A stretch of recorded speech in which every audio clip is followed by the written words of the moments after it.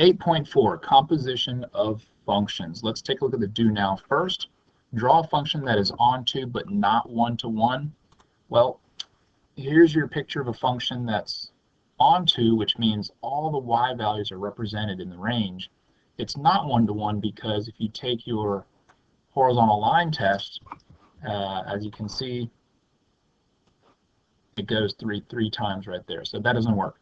Number 2, draw a function that is one-to-one but not onto. Here's your good old exponential function. As you can see, it is one-to-one, but it's not onto because of our horizontal asymptote here. There are no y values represented down here. Number 3, draw a function that is both one-to-one and onto. Well, here is your basic linear equation.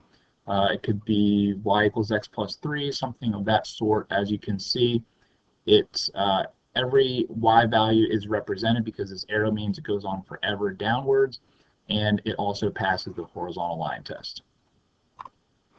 All right, let's talk about today's notes. The definition of a composition of two functions. The composition of the functions f and g is given by f of g of x. This little tiny o right here is of, okay? This is an old-fashioned way of writing this. What you will more often see is this right here. You'll see a nested g of x inside of f of this. Okay, so there's a certain order you have to go in. Just as you thought, you must start with the inner parentheses first. You must evaluate the inner function first. Okay, so that's right here. In this example, you would evaluate g of x first, and then you would take your output or your answer of the inner function, g of x, and it would be the input of the outer function, f of x. Let's take a look at our first example. Okay, here we have if f of x equals negative 2x plus 7 and g of x equals x squared minus 2, then f of g of 3 is equal to what? Well, we must start off with g of 3 first. This is the inner function, so g of 3, we just take 3 and replace wherever we see x. So we have 3 squared minus 2, which is 9 minus 2, which is 7. So just as you thought, you take 7, which is your answer from g of 3, and you plug it in for the outer function, f. So we're really evaluating f of 7, which is negative 2 times 7 plus 7. Negative 2 times 7 is negative 14, plus 7 is negative 7. So the final answer is negative 7. All right, you do number 2. Here we have f of g of 1/2. So we must take, what I recommend first is you rewrite it using the nesting notation. So you have g of 1/2 within f of this. Okay, so let's take g of 1/2 and we'll evaluate that first. G of 1/2, because g of x is 1 over x, we take 1 over 1/2. And as you remember, we rewrite the fraction as division, 1 divided by 1/2. Keep, change, flip. We end up with 1 times 2, which is 2. We take our answer of the inner function as our input for f. So as you can see, we plug 2 in here. 4 times 2 is 8. Minus 2 squared is 4. Number 3, here we have g of f of x. This means we must evaluate f of x first. So let's rewrite it like this. F of x. Now notice that we don't have a replacement value. We're basically taking the function f of x, which is already given to us as 2 over x plus 3, and this will be our input. So 2 over x plus 3 will be our input. So we take g of 2 over x plus 3 equals, and we substitute it in. So as you can see, g of x is 1 over x. So we have to take 2 over x plus 3 and replace x with that. So it's 1 over 2 over x plus 3. So it's basically a fraction that's the denominator of the big fraction. And just like the previous example, keep, change, flip, we are multiplying by the reciprocal, and the final answer is x plus 3 over 2.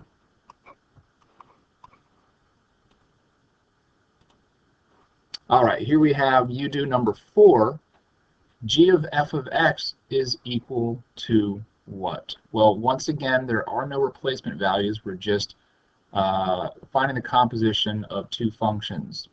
So f of x is this right here, x squared minus 5.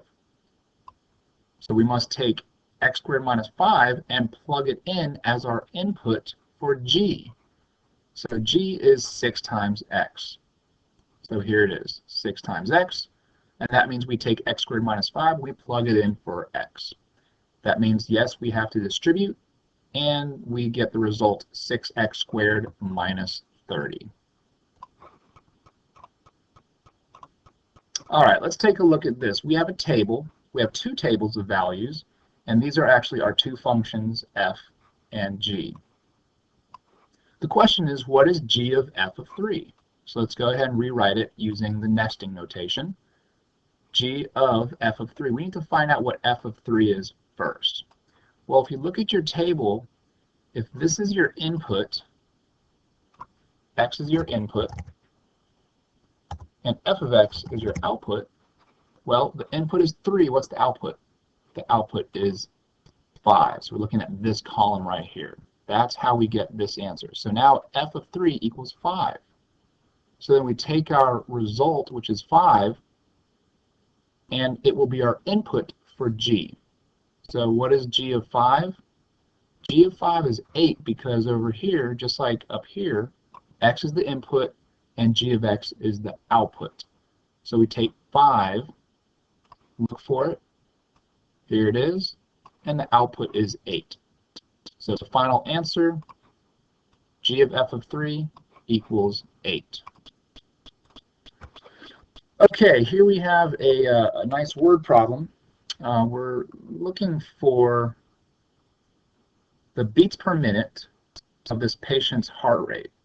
So basically what you have to do is you take 4 as your input for g. Whatever your answer is here will be your input for h. So let's go ahead and start. G of 4 is 300 times 0.8 to the 4th power. Okay, so I plug it in my calculator. I end up with 122.88. This is going to be my input for h. This is the outer function. So let's look at h. Here is the function for h. It's 70 plus 0.2 times x. So we take h of 122.88 and we plug it in for x. Let's evaluate this in our calculator, and our final answer is 94.576. They want it rounded to the nearest whole number. We're looking at 95 beats per minute. All right, Sage and Scribe number 1. Here we're looking for f of g of 5. We take g of 5, evaluate that first. 2 times 5 squared times 14 is 64. 64 will be our input for the outer function f. And if you recognize this, f is our good old logarithmic expression, log base 2 of x. So let's replace x with 64. Fortunately, 2 to a certain power does give us 64. This works out nicely. We do not need our calculator for this. So we say 2 to what power equals 64? The answer is 6.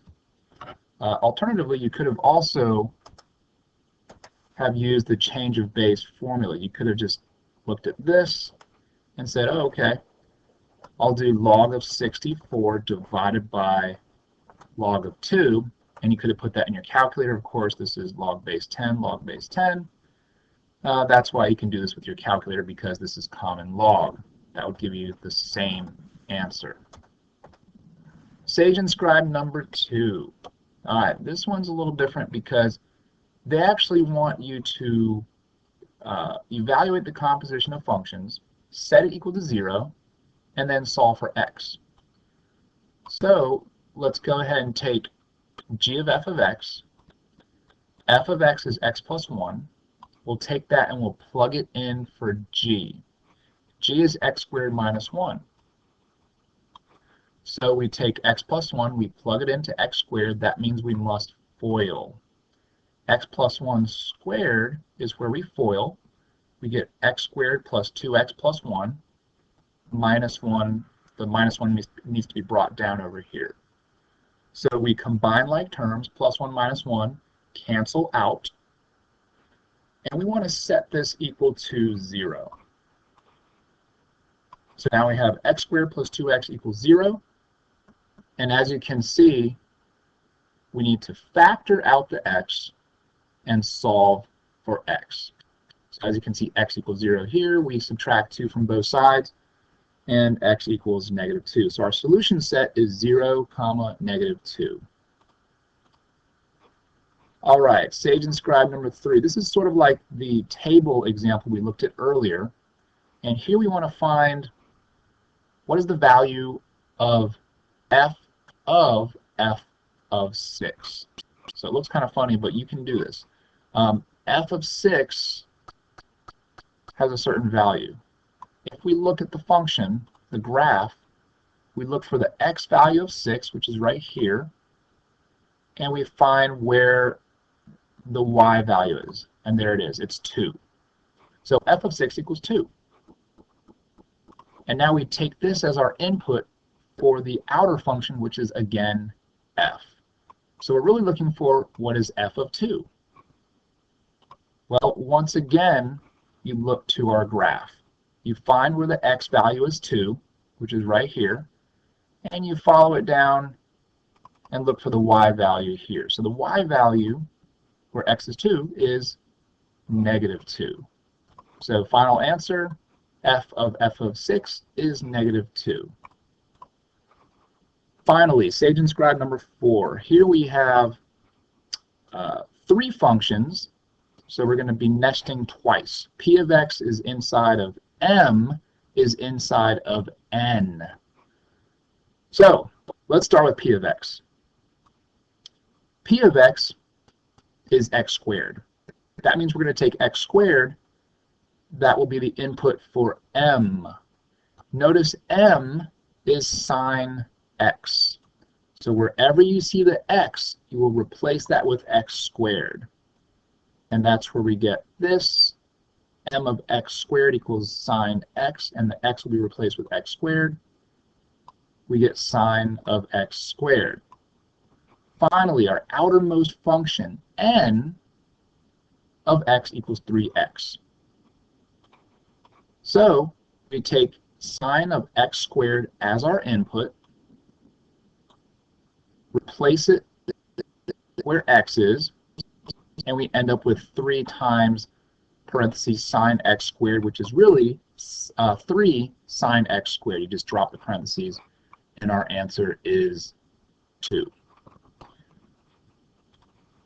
Okay, here's what tonight's homework looks like. There's numbers 1 and 2, 3 and 4, 5 and 6, and 7, 8, 9, and 10 are going to be old review problems. Here's 7 and 8, and here is 9 and 10. Now for the exit slip.